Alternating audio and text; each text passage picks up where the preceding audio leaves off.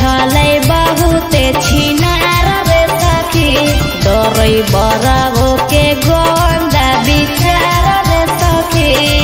विचार रे सखी हाँ विचार रे सखी खलसिया हलै बहुते छिनार रे सखी डरै बराबो के गंदा विचार रे सखी अरे ले के अबीरावा धरिया कवरावा देहला कैला गाई घिहरावा हे पीठ पर बैठा के खलसिया रंगलक अखोधी में बैठा के डरै बरावा हे पीठ पर बैठा के खलसिया रंगलक अखोधी में बैठा के डरै बरावा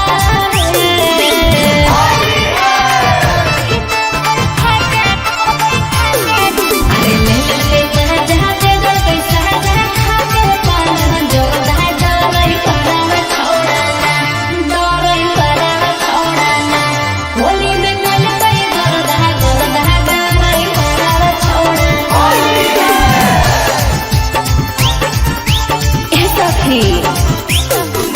उड़ल कई खूबे गरदा होली में डाली दिल पैला ले रंगवा चोली में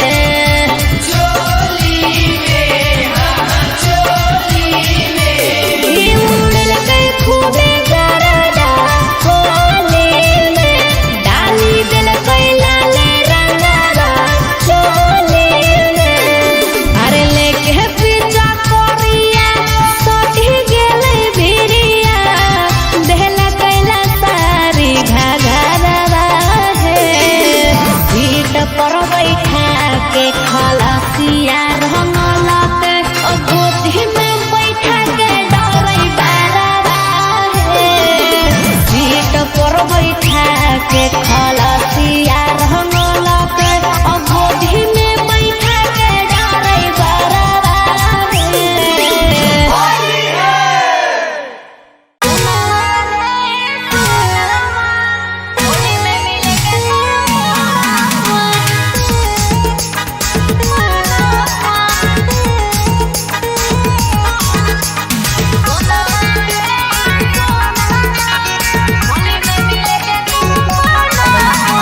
मुस्कान म्यूजिक कुमार मुकेश की प्रस्तुति।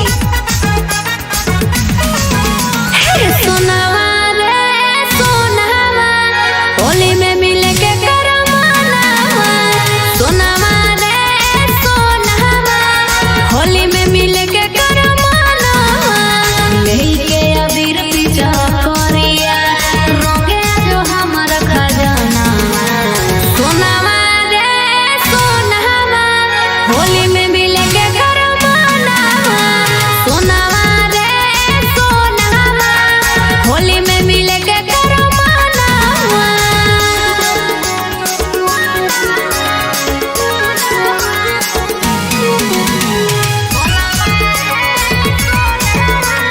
होली में मिले के करमानावा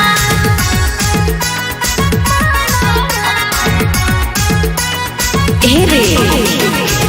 हमनी दोनों के पगला होके पहिला होली रे तोरे से रंगा वही बहुआ अपन नया नया चोली रे सुना हमनी दोनों के पगला होके पहिला होली रे तोरे से रंगा वही बहुआ अपन नया नया चोली रे अरे तड़पी कटो दिनावा जहिया से चढ़ल फगुनावा सोनावा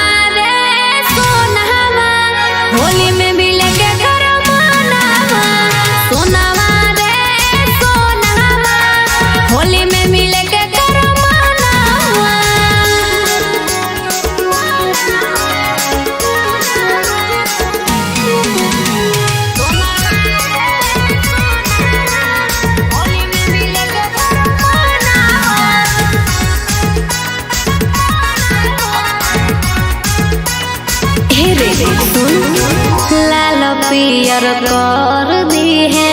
सबसे शरीरिया होलिया के महजहली है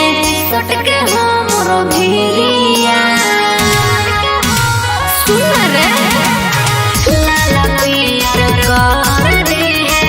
सबसे शरीरिया होलिया के महजहली है सटके हमारा भिरिया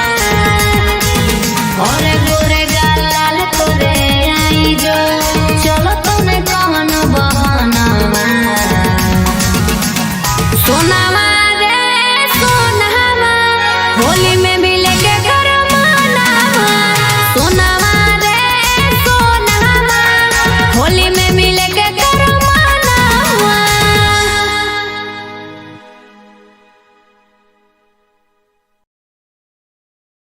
Presented by Muskan Music Fatehpur.